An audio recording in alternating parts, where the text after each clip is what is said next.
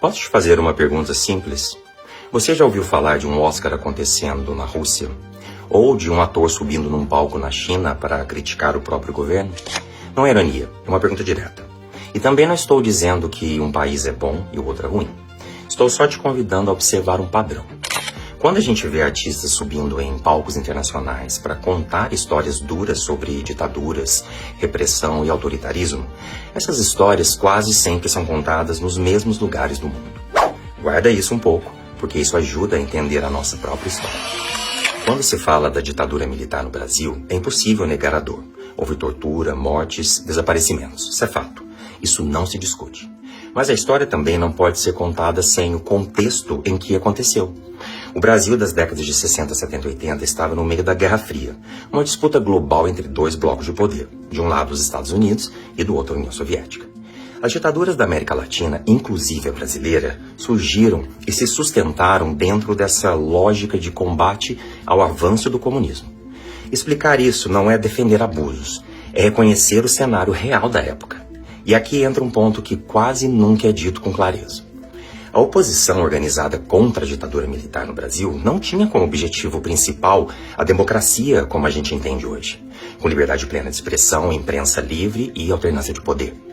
Os principais nomes que surgem desse período, como Lula, Dilma e o próprio PT, vinham de uma tradição política ligada à esquerda revolucionária da época, inspirado por Cuba, pela União Soviética e pelo pensamento marxista. Isso não é opinião, gente. Está registrado em discursos, textos, alianças e posições internacionais. Não era uma disputa entre ditadura e democracia liberal.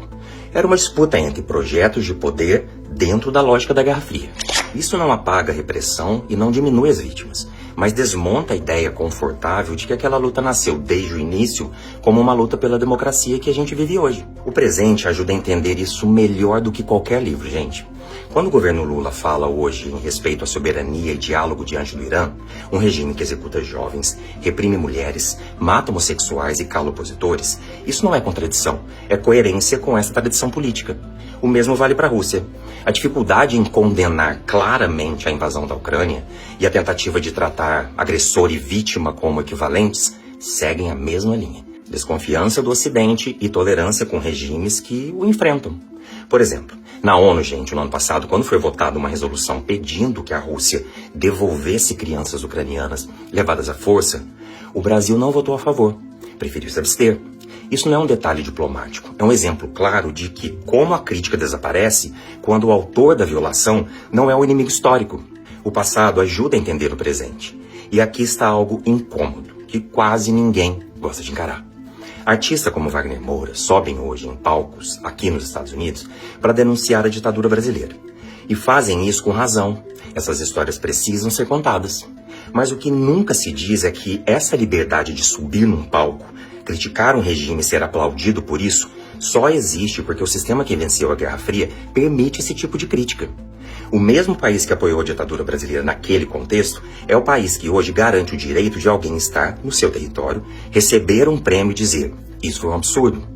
Se o outro lado tivesse vencido, essa crítica existiria? Existiria um Oscar em Moscou para filmes contra o regime? Existiria um grande prêmio em Pequim para atores denunciando o governo chinês? Não estou defendendo os Estados Unidos aqui e nem dizendo que o Ocidente é moralmente superior. Estou dizendo algo simples. Essa liberdade não é neutra. Ela só existe porque esse sistema permite que alguém fale contra ele sem ser silenciado. Memória é necessária, gente, mas memória sem contexto vira lenda. E quando a gente esquece por que essa liberdade existe, corre o risco de romantizar projetos que jamais permitiriam que ela existisse. A verdadeira liberdade, gente, não é quem vence a história. É quem permite que ela seja contada.